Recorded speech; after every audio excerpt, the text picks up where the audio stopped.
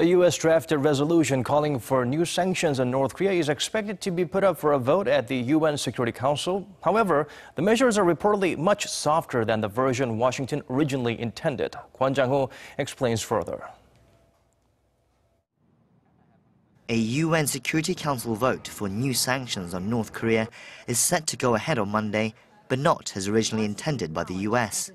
News agencies Reuters and AFP have seen the latest draft of the resolution, and it seems after 4 days of negotiations, several measures have been watered down in an effort to appease China and Russia, who had expressed opposition to increasing sanctions.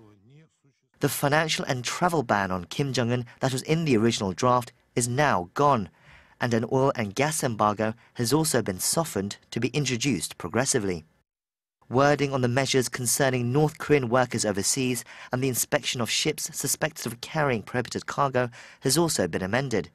However, a full ban on the exports of textiles is set to remain in place.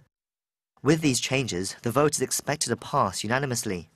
This will further strengthen sanctions that are already considered the strongest ever in an attempt to squeeze the regime's resources and slow down its rapidly progressing nuclear weapons program.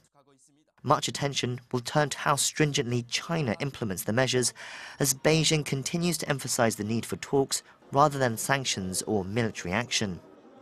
Meanwhile, in anticipation of the UN vote, North Korea's state-run news agency went on the offensive, accusing the US of manipulating the Security Council to unjustly penalize the regime.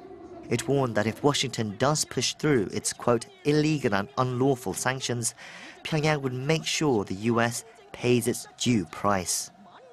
Kwon Jang-ho, Arirang News.